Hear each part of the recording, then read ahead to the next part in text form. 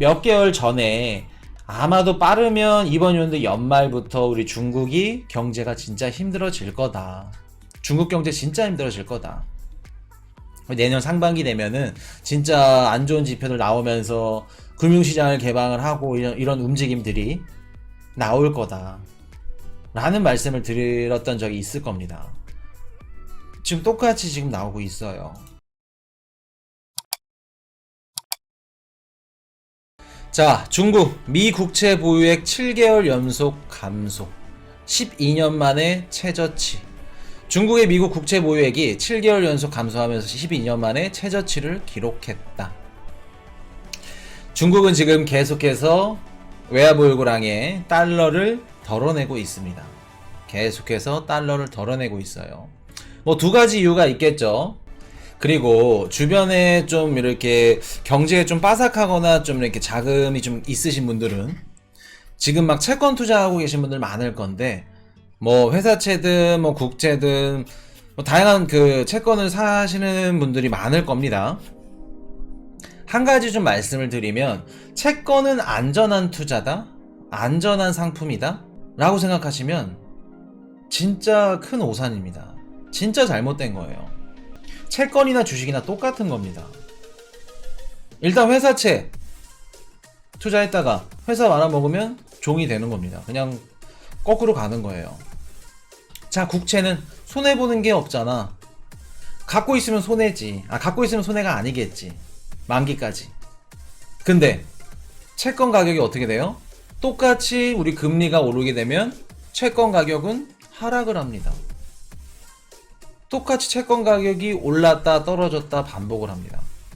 절대 그게 안전하다 접근하시면 안 됩니다. 코스피에서 뭐 9조 5천억이 한국 그 코스피 주식을 팔고 이제 채권 시장으로 갔다 이렇게 나오는데, 채권 투자 안전한 거 절대 아니에요. 절대 아닙니다. 인지하셔야 돼요. 그리고 만약 채권 투자 처음에 하신다 하시면은 단기로 1년짜리 뭐 2년짜리 단기로 짧은 것들, 만기일이 짧은 것들 한번 선택을 하셔가지고 그냥 공부하는 셈 치고 그렇게 하시는 걸 추천해 드릴게요. 자, 다시 돌아와서 미국 국채 보유액이 7개월 연속 감소하면서 12년 만에 최저치를 기록했다. 지금 중국은 미국 국채 보유액을 계속해서 덜어내고 있어. 자, 두 가지 이유. 환율 방어, 달러 의존도 낮추기. 환율 방어보다는 미국 국채를 투자하거나 갖고 있는 뭐 개인들도 있을 거며, 갖고 있는데 미국 연준에서 급격하게 금리를 인상해. 금리가 계속해서 올라가. 그럼 채권 가격은 어떻게 돼요? 채권 가격? 하락하겠죠. 그럼 미국 국민들은 채권을 갖고 있는데 갖고 있던 채권 가격이 하락을 해. 어라? 이상하네. 채권이 안전하다고 했는데 안전하지 않다는 겁니다. 갖고 있어도 가격이 하락해요. 채권이 중고시장에서 계속해서 가격 매수 매도가 되기 때문에 가격이 하락해. 그러면 던져야지. 달러 국채 던지는 겁니다. 그리고 두 번째, 이거는 러시아가 우리 우크라이나 크림반도 침공을 했었죠. 2014년도. 2014년도부터 러시아가 해왔던 게 뭐냐면 자기네들이 갖고 있었던 외화보유고랑에서 달러의 비중을 계속해서 덜어냈습니다. 유로, 파운드화, 그리고 또 위안화, 그리고 실물금, 계속해서 이런 것들을 갖고 있었어. 왜? 달러를 많이 갖고 있으면 이번에 러시아 우크라이나 전쟁 딱 터지니까 너네 스위프트 이용 못해. 달러 자금들 다 묶어놓을 거야. 만약에 90% 이상이 달러로 갖고 있었으면 러시아는 미국이 하라는 대로 해야 돼. 전쟁 못해. 미리 알고 있다는 겁니다. 중국도 앞으로 미국이랑 싸우려면 달러의 의존도를 좀 낮춰야 되지 않겠냐. 지금 이런 움직임으로 지금 이렇게 가고 있는 건데, 자, 그래서 뭐 51억 달러가, 자, 해외 투자자들의 6월 미국채 보유액은 7조 4,300억. 51억 달러, 6조 가까이를 해외 투자자들은 미국 국채를 더 담았다, 오히려. 자, 그러면 중국이 지금 국채를 이렇게 던졌어, 시장에. 근데 그 국채를 누가 샀을까? 누가 받았을까? 매물을. 중국, 미 국채 내다 팔자 일본이 죽주. 일본, 미국 국채 보유액 7개월간 줄어. 중국은 미국 국채를 계속해서 줄였어. 줄였는데 그걸 누가 받았어요? 일본이 받았다는 겁니다. 일본이 지금 엔저로 갈 수 있는 이유죠. 이유입니다. 왜? 일본은 미국뿐만 아니라 전 세계 다양한 금융 수익이 있어. 금융 자산들이 국채로 수익을 내고 있고 하고 있다는 겁니다. 믿을 구석이 있다는 거예요. 자, 미국 중국이 충돌하면 뭐 중국이 들고 있던 미국 국채가 언제든 동결될 수 있다는 우려가 커지면서 뭐 규모를 줄인다. 요거는 말씀드렸고. 그래서 지금 일본은 계속해서 미국 국채를 담고 있다는 걸 뜻합니다. 자, 그러면 자, 10년물 중국 국채 수익률 2년 만에 최저치로 추락을 했죠. 자, 중국에서 얼마 전에 이 주요 정책 이 두 가지 정책을 했어. 어려우니까 말씀을 드릴게요. 1년 만기 중기 유동성 지원 창구 MLF를 인하했습니다. 그리고 역환매 조건 부채권 FRP 인하를 했습니다. 금리를 인하했어요. 긴급 인하를 했죠. 금리를 인하했으면 어떻게 돼요? 중국 국채 수익률이 당연히 떨어지겠죠.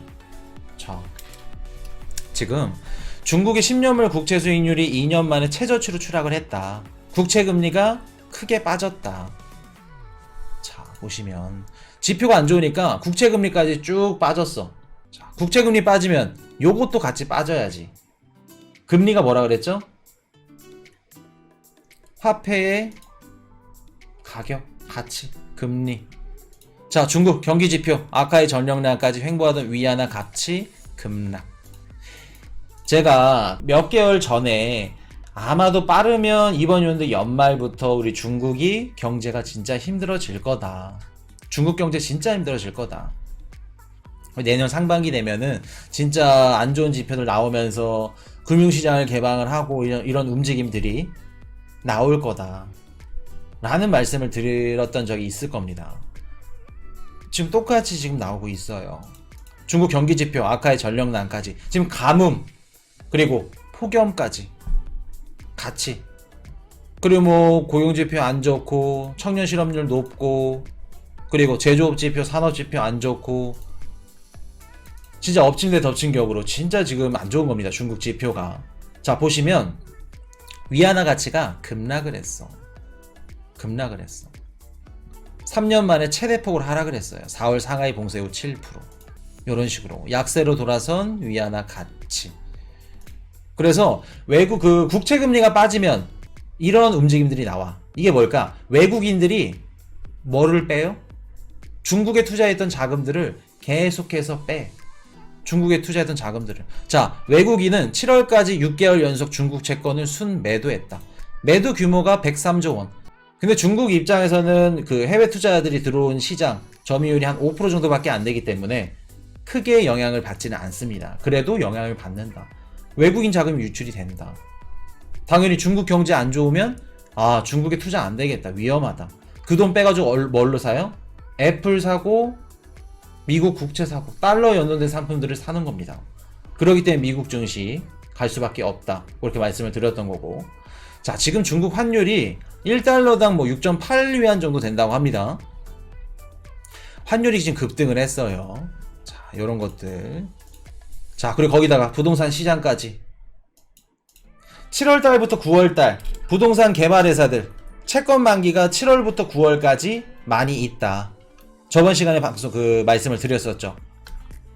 요런 것들도 어떻게 보면 시그널입니다. 7월달부터 9월달. 작년 9월에 헝다그룹이 터졌어요. 그거를 생각하시면 됩니다. 이번 연도 7월부터 9월까지 터질 수 있다. 자, 둥더님이 일본이 이득을 볼 수 있는 시기가 오는 건가요? 자, 근데 또 요거는 몰라요. 보시면 이제 위안화가 가치가 급락하면서 시장에 있는 분석들을 지금 두 가지로 나뉩니다. 위안화를 얘네들이 좀 끌어올릴 거다, 다시. 안 그래도 지금 시진핑 또 3연임도 있고 힘들다 보니까 끌어올릴 거다. 아니다. 지금 최근에 어떤 움직임이 일어났냐면 상하이, 광저우, 선전 6월달에 뭐가 있었죠? 코로나로 인해서 봉쇄가 있었습니다. 제조업들이 다 몰려있던 상하이나 광저우, 선전에서 봉쇄가 일어났었고 셧다운이 일어났었고 계속해서 셧다운이 일어나다 보니까 하반기에 이제 미리 주문을 해야 돼. 선적할 주문, 이런 물동량들을. 근데 선적할 주물 그 물동량 일부분들이 상당수죠. 일부분보다는 다 어디로 넘어갔어요? 지금 동남아시아로 다 넘어간 상태입니다. 그럼 중국 당국 입장에서 얘네들은 수출로밖에 달러를 수출 시장이 굉장히 큰 비중을 차지하고 있죠. 금융시장을 개발한 것도 아니고 수출로 인해서 달러를 벌어들여야 돼. 야, 지금 동남아시아로 많이 넘어갔는데 안 되겠다. 지금 위안화 가치 지금 빠지니까 요거 계속해서 용인하면서 더 빠지게 만들면서 수출 경쟁에서 해야겠다. 그런 식으로 가져갈 수도 있겠죠. 그럼 일본이나 다른 뭐 인도네시아, 뭐 베트남, 한국 이런 수출 국가들이랑 다시 경쟁에 또 들어갈 수 있는. 근데 중국이 경쟁에서 이길 수 있을까? 뭐 결과는 뭐 모르겠죠. 뭐 정답이 없겠죠. 코인 이슈가 생각하는 중국은 수출 경쟁에서 메리트가 있어 보이지 않습니다. 메리트가 있어 보이지 않아요. 지금 일단은 부동산 시장 지금 얼어 있고, 그리고 고용 지표도 죽어 있고, 그렇기 때문에 공급망도 마찬가지로 뭐 우리 또 뭐 있죠? 폭염, 가뭄, 공급망이 제대로 지금 안 되어 있는 상황인데 수출 경쟁 힘들 겁니다. 힘들 거예요. 그렇기 때문에 아무리 위안화 가치를 계속해서 낮추더라도 정부에서 용인을 하더라도 수출에서는 좀 힘들지 않을까. 자, 그러면 여기서 또 이젠 들어가야지. 중국이 수출 경쟁에서 밀리고 달러를 못 벌어들여. 외환을 못 벌어들여. 그럼 중국은 어디서 돈을 벌어야 돼요? 달러를 벌어들일 수 있는 시장. 이게 참 경제 공부를 하다 보면은 미국이 진짜 소름 돋고, 어떻게 보면 짜여진 퍼즐에, 그렇게 말하면 안 되겠다. 장기를 하면은 장기판 위에 장기 말들이 이제 이렇게 미국의 그 움직이는 대로 그렇게 들어가는 것 같아요. 금융시장 개방. 자, 첫째는 금융시장 개방하겠죠. 지금 금융시장 개방 안 들어가 있죠. 개방 안 했습니다. 일부분 누구야 블랙록이랑 막 이것저것 해가지고 작년에 뭐 일부분 뭐 개방하고 했는데 그 정도는 뭐 개방한 게 아니고, 일단은 금융시장을 개방을 해서 달러를 어떻게 해요? 수급을 해야겠죠. 이 국가 보면은 좀 비슷해. 중국이랑 비슷한 국가 누가 있을까? 1990년도 일본 꼽을 수 있겠죠. 일본이 지금 잃어버린 20년 30년 힘들게 사는 이유가 뭘까? 진짜 잘 나갔던 일본이 명품을 막 다 휩쓸고, 일본인들 가가지고 막 미국에 막 뉴욕에 막 부동산 사고 건물 짓고, 전세계 시가총액 기업들 탑백 안에 들었던 기업들 일본들이 다 줄 세워놓고, 일본 막 은행들 뒤집어지는 것들 돈 빌려주고. 1990년도 어떻게 됐어요? 월가애들이 일본 금융을 폭격을 했습니다. 일본 증시를 싹 담궜죠. 그렇게 되면서 일본이 지금 어떻게 보면 뭐 미국이랑 동맹이다, 뭐 미일 동맹이다 얘기는 하는데, 거의 뭐라 그럴까 빌빌 기는 수준, 그런 정도. 미국이 일본 증시를 싹 담궜습니다. 이게 어떤 식으로 들어가냐면, 보통 한 국가가 지금 망하거나 힘들 때, 우리나라 한국으로 따질게요. 1997년도 IMF 외환금융위기 때 우리 알짜배기 기업들, 금융기관들 다 누가 가져왔어요? 미국 월가애들이 갖고 왔습니다. 다 인수했고. 힘들면 구제금융이 들어가야 돼. 근데 1997년도 중국은 구제금융 해줄 수 없었죠. 왜? 소속돼 있지 않았어. 별개였어, 중국은. 근데 앞으로 중국이 만약에 무너지면 구제금융 누가 들어가야 돼요? IMF 들어가든가 미국 들어가든가. 돈 누구한테 빌려야 돼요? 중국? 달러 빌려야겠지.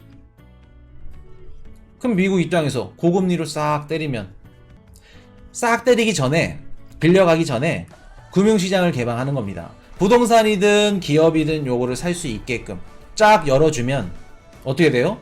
미국에 있는 돈 많은 애들, 해외 투자자들 다 싹 다 들어가겠죠. 들어가게 되면서 어떻게 돼요? 중국에 있던 뭐 알리바바, 텐센트 1대 주주가 누구예요? 블랙록, 뭐 JP 모건, 피델리티 이런 애들이 가져가는 겁니다. 이런 애들이 알짜배기 중국 기업들 쏙쏙 다. 이해되셨나요? 지금 보시면 1970년대 우리가 이제 금본위 때 미국이 금을 많이 보유하고 있다고, 어떻게 보면 거짓말이죠. 금 나 이렇게 많이 보유하고 있어. 그러면서 달러를 미친 듯이 찍어댔습니다. 원래는 그 달러 찍어댄 게 미국이 폭격을 맞아야 돼, 거품들이. 근데 그 거품들이 누구한테 갔어요? 우리 데킬라 효과, 멕시코, 아르헨티나 한번 갔었고, 그리고 그 이후에 1990년대 일본이 두드려 맞았습니다. 그 유동성들을. 자, 그러면 지금 코로나19 때 미친듯이 돈 찍어댔던 거 앞으로 이제 누가 맞아요? 중국이 맞는다는 겁니다. 중국이 맞는다는 거예요. 자, 이전 방송에서 미국은 인플레이션율을 수출하고 있다. 지금 다른 국가들은 다 경기 침체 들어갈 거다. 내년에 힘들 거다. 근데 미국은 다를 수 있다. 그게 어떤 말이었죠? 미국은 괜찮아요. 왜? 달러가 모이니까. 괜찮다는 겁니다. 앞으로 미국이 코로나 때 돈을 찍어댔고 그런 양적 완화를 했던 그런 거품들이 중국이 다 뒤집어 씌운다는 겁니다. 이제. 왜? 금융시장 열면서 다 터트리는 거죠. 환율 다 깨지고, 우리나라 1997년도 금융위기 때 생각하시면 됩니다. 헐값에 누가 가져가요? 미국 애들이 다 가져가는 겁니다. 중국 애들. 그때 이후부터는 중국이 미국을 뭐하고 안 되죠. 그때부터. 이해되셨나요? 지금 미국이 하고 싶은 건 뭐냐면 인플레이션율을 누구한테 수출해요? 중국한테 수출한다는 겁니다. 중국한테 수출한다는 거예요. 자, 그럼 중국은 금융시장을 개방하고 비트코인 시장에 뛰어드나? 이건 다 이전에 말씀드렸던 거죠. 중국이 힘들면 달러를 벌어들일 수 있는 시장이 필요해. 그 시장 중에 하나가 우리 비트코인 시장, 그리고 우리 메타버스, NFT 시장을 개방을 해. 베이징의 디지털 자산 거래소 설립해서 어떤 식으로 해요? 우리나라 사람이 삼성 블록체인 지갑에 있는 디지털 원화를 갖고 중국에 가. 직접 간다는 뜻이 아니고 베이징 디지털 자산 거래소에 접속을 해서 중국 특유의 NFT, 아니면 중국 BSN 네트워크가 만든 중국판 이더리움. 근데 그 중국판 이더리움은 중국 거래소에만 상장이 되어 있고 미국이나 한국에 상장되어 있지 않아. 그럼 그거 사고 싶으면 수익률 때문이라도 어디로 가야 돼요? 우리가 삼성 블록체인 지갑 갖고 거기 디지털 원화 들어놓고 중국에 있는 디지털 위안화 지갑, 아니면 거기 디지털 베이징 자산거래소 연결해가지고 디지털 원화를 뭘로 바꿔요? 디지털 위안화로 바꿔서 중국판 이더리움을 사는 겁니다. 그러면 중국 입장에서는 외화벌이가 되는 거죠. NFT도 마찬가지고 알리바바가 메타버스 생태계를 만들어 거기 들어가서 우리가 CBDC, 각국 CBDC로 사는 겁니다. 전 세계 국민들이 중국 메타버스나 NFT, 비트코인 시장 가서 소비를 하는 겁니다. 그때 되면 비트코인 가격 얼마 될까? 다 그런 것들을 개방하고 진짜 최후의 보루, 마지막에는 어떻게 해요? 중국이 금융시장 개방할 수밖에 없게끔 나간다. 그러면 미국이든 한국이든 해외 투자자들이 중국에 있는 기업들, 주식들 다 집어간다. 자, 그러면 우리가 경기 침체 얘기 드렸었죠. 경기 침체 때 우리는 이거를 갖고 있어야 된다. 뭐라고 말씀드렸죠? 아까 질문하셨죠. 경기 침체 때 비트코인 시장 안 오르나요? 현금 갖고 계셔야 된다 말씀드렸죠. 여기서 나오는 겁니다. 현금을 갖고 있으면 우리가 주식시장, 부동산, 미국 주식, 비트코인 살 수도 있지만 또 뭐도 살 수 있어요? 현금 갖고 있으면? 만일 경기 침체가 일어나서 중국이 금융시장을 개방하고 부동산을 개방하면 우리가 중국 알짜배기 부동산을 살 수도 있는 거고, 중국에 있는 기업들을, 알짜배기들을 우리가 살 수 있는 겁니다. 싼 값에, 헐값에. 그만큼 현금이 중요한 거예요. 현금 보유량이 중요한 겁니다. 내가 지금 현금 100%라 그래서 불안하고 그러신 분들이 있죠. 몰라서 그러는 거지. 현금만 갖고 있으면 다 돼, 이제. 현금 갖고 있으면 기회비용을 잃고 하고 그냥 투자의 투자도 모르면. 경기 침체 오면 뭐를 사야 된다고요? 현금. 현금 있어야 된다. 2024년도 25년도까지 현금 100% 다 쓰시면 안 됩니다. 언제 어떻게 될지 몰라요. 언제 바닥이 나올지도 모르고 언제 어떤 걸 사야 될지 모릅니다. 우리는 현금을 갖고 매력적인 자산 시장을 살 수 있는 준비를 하고 있어야 된다는 겁니다. 현금. 이해되셨죠? 현금을 갖고 있으면 수익을 보는 거다. 수익을 내는 거다. 이제 이해되셨나요? 왜 현금이 중요한지? 자, 여기까지 하겠습니다. Hey, I got a confession. Been losing all momentum.